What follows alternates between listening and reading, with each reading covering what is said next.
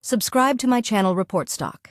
Okay, let's get into this. We're doing a deep dive today on Coffee Holding Co., NASDAQ JDA, looking at their latest quarterly results, the ones ending July 31st, 2025.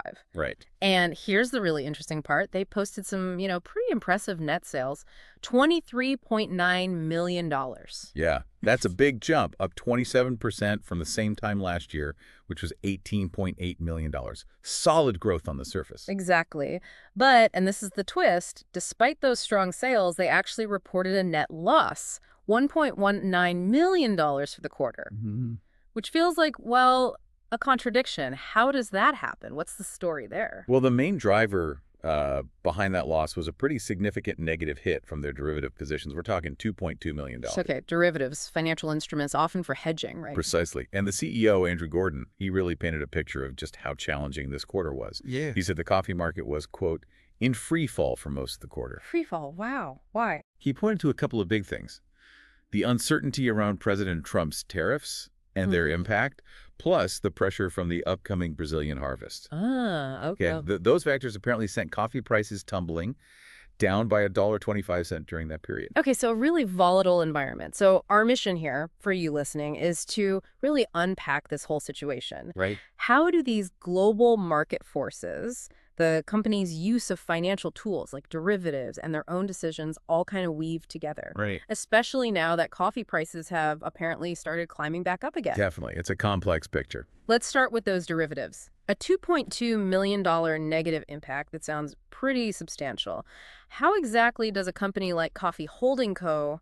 use these, and why hold on to them when prices were falling? That seems counterintuitive, leading to this loss. It does on the surface, yeah. Yeah. But it's important to remember this was an unrealized loss. So think of it like a paper loss based on the market value at that specific moment, not necessarily cash paid out. Okay, got it. Not realized yet. Exactly. The strategy, it seems, was to hold those positions, anticipating a market turnaround, basically betting that prices would rebound. So a calculated risk. A calculated risk, yes, grounded in the CEO's long experience.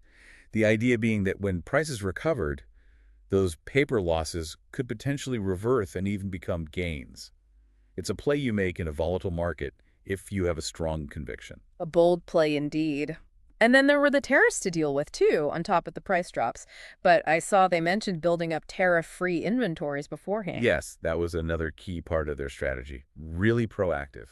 How significant was that move? How did it help them? It was pretty crucial, actually. By stocking up on inventory before the tariffs really bit hard, they managed to soften the blow. Ah, okay. It meant they could keep supplying customers for a while without immediately having to hike prices to cover those extra tariff costs. Unlike maybe some competitors had to. Potentially, yes. It gave them a buffer, some flexibility, and maybe even a competitive advantage, at least temporarily. Sounds like they're managing multiple challenges pretty carefully.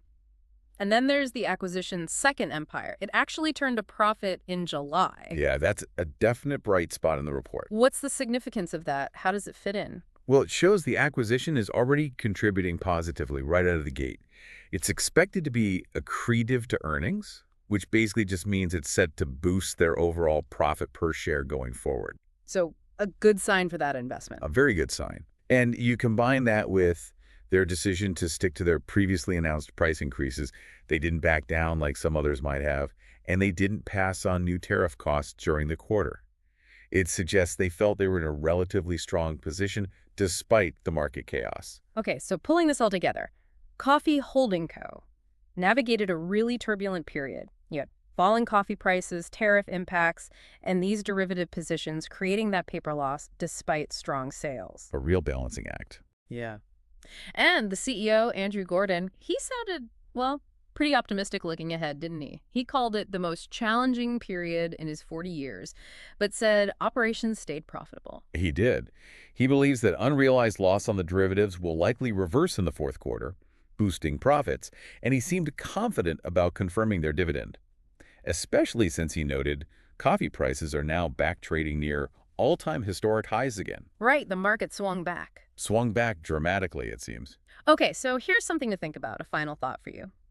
Despite their strategies, like the tariff-free inventory, the CEO did mention something interesting. What was that? He said that as those tariff-free stocks run out, they might have to start passing on tariff-related price increases, just like the national brands have been doing. He used the phrase, "This has unfortunately become normalized in the industry." Normalized. That's an interesting choice of words. It is. So the question for you is, what are the wider implications if passing on these tariff costs becomes truly normalized across the whole coffee industry and maybe beyond? How could that change what we as consumers expect to pay and how companies approach pricing globally? Subscribe to my channel Report Stock.